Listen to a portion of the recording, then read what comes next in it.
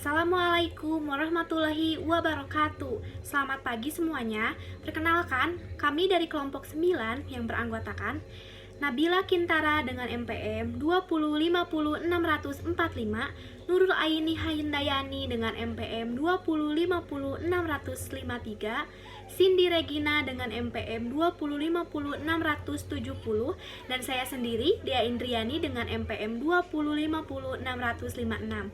Di sini kelompok kami akan menjelaskan tentang globalisasi. Baiklah, di sini saya akan menjelaskan tentang pengertian kurikulum 2013. Secara etimologis, istilah kurikulum berasal dari bahasa Yunani, yaitu kurir yang artinya pelari dan churer yang berarti tempat berpacu.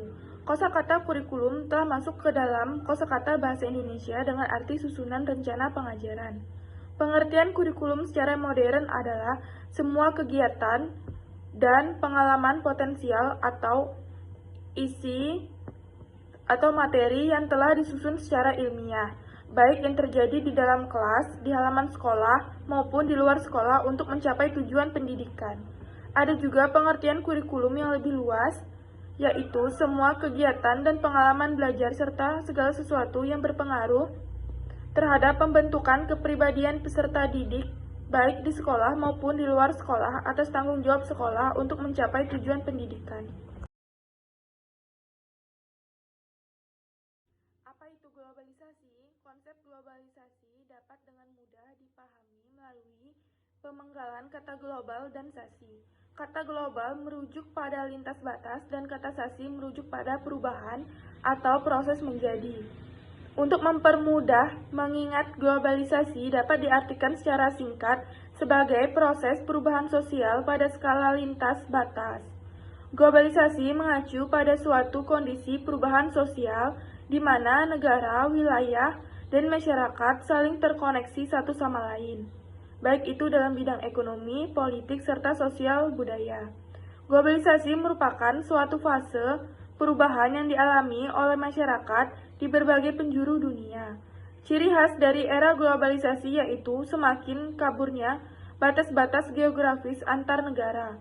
Pertukaran informasi serta arus barang maupun jasa tidak lagi hanya dilakukan dalam cakupan negara, yaitu lokal, nasional, namun juga merambah lintas negara global, internasional. Pengertian globalisasi menurut para ahli yang pertama yaitu menurut Thomas L. Friedman. Friedman mengatakan bahwa globalisasi mempunyai dimensi ideologi dan teknologi. Dimensi ideologi yaitu kapitalisme pasar bebas, sedangkan dimensi teknologi seperti kemajuan teknologi informasi mampu menyatukan dunia. Yang kedua yaitu menurut Immanuel Richer. Richer memandang globalisasi adalah jaringan kerja global secara bersama untuk menyatukan yang sebelumnya terpisah-pisah, terisolasi ke dalam bentuk ketergantungan dan persatuan dunia. Lalu yang ketiga yaitu menurut Pirsenten and Lehman. Globalisasi merupakan pertumbuhan yang sangat cepat yang disebabkan atas saling ketergantungannya serta hubungan antar negara-negara di dunia dalam hal perdagangan dan keuangan. Dan yang terakhir yaitu menurut Cohen dan Kennedy, globalisasi merupakan seperangkat transformasi yang saling memperkuat dunia, seperti perubahan konsep ruang dan waktu, pasar dan produksi ekonomi di negara, peningkatan interaksi kultural, dan meningkatnya masalah bersama. Contohnya seperti ekonomi, lingkungan, dan kesehatan dunia. Ciri-ciri globalisasi. 1. Perubahan dalam konsep jarak, ruang, dan waktu. Dengan dukungan teknologi berupa televisi, smartphone, dan internet, komunikasi dapat dilakukan dengan cepat. Informasi-informasi dari satu belahan dunia dapat langsung diketahui oleh seseorang di belahan dunia lainnya. Kemajuan dalam bidang transportasi juga membuat jarak ratusan atau ribuan kilometer dapat ditempuh dengan waktu beberapa jam atau hari saja. Adanya saling ketergantungan dalam bidang ekonomi dan perdagangan. Ini disebabkan oleh pertumbuhan perdagangan internasional dan juga dominasi organisasi semacam WTO atau World Trade Organization yang menaungi perdagangan dunia dan lain sebagainya. Yang ketiga, adanya peningkatan interaksi kultural. Melalui televisi dan media lainnya, manusia dapat mendapat pengetahuan baru dan lebih mengenal keanekaragaman yang ada di dunia luar. Meningkatnya masalah bersama. Di era globalisasi, masalah yang timbul dalam suatu negara dapat menjadi masalah yang menjadi perhatian bersama atau dunia internasional, seperti masalah HAM, lingkungan hidup, kejahatan perang yang terjadi di suatu negara. Dampak positif globalisasi. 1. Meningkatkan kreativitas dan etos kerja pekerja. 2. Berbagai barang dapat dengan mudah ditemukan dan didapatkan. 3. Dapat dengan mudah dan cepat untuk mencapai sebuah tujuan. 4. Komunikasi dapat dilakukan dengan mudah dan cepat. 5. Meningkatkan pendapatan negara. Dampak negatif globalisasi. 1. Semakin mudahnya nilai-nilai asing masuk ke budaya sendiri. 2. Semakin lunturnya semangat gotong royong, solidaritas, kepedulian, dan kesetiakawanan sosial.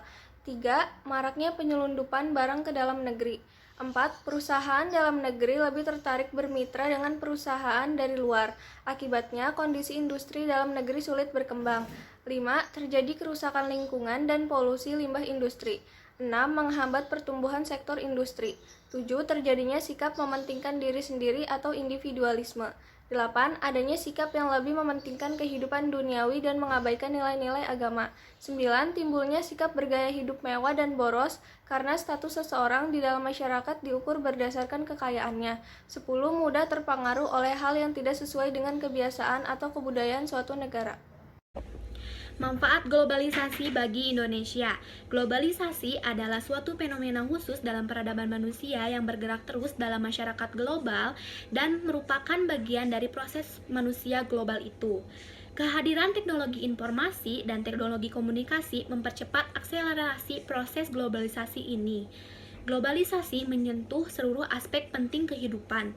Globalisasi mendorong kita untuk melakukan identifikasi dan mencari titik-titik simetris sehingga bisa mempertemukan dua hal yang tampak paradoksial, yaitu pendidikan Indonesia yang berimplementasi nasional dan global. Pengaruh globalisasi terhadap dunia pendidikan, ada pengaruh positif dan ada pengaruh negatif. Yang pertama yaitu pengaruh positif, yaitu kegiatan belajar mengajar dapat dilaksanakan secara daring. Yang kedua, menambahnya kualitas pendidikan, dan yang ketiga, menambah kreativitas pelajar atau mahasiswa.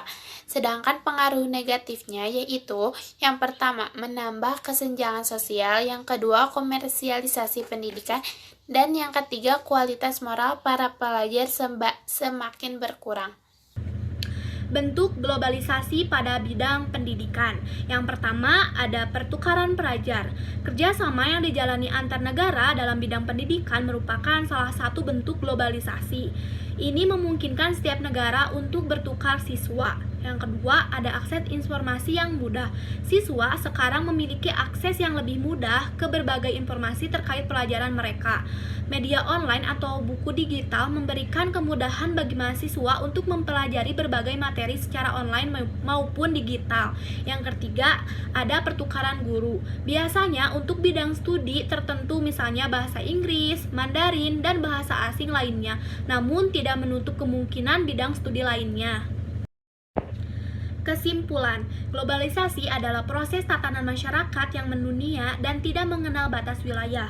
Globalisasi pada hakikatnya adalah suatu proses dari gagasan yang dimunculkan, kemudian ditawarkan untuk diikuti oleh bangsa lain, yang akhirnya sampai pada suatu titik kesepakatan bersama dan menjadi pedoman bersama bagi bangsa-bangsa di seluruh Indonesia. Globalisasi adalah mengeluarkan banyak dampak positif dan negatif bagi kehidupan manusia.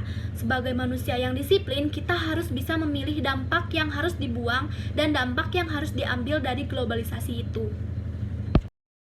Cukup sekian pemaparan materi dari kelompok kami. Mohon maaf bila ada salah-salah kata.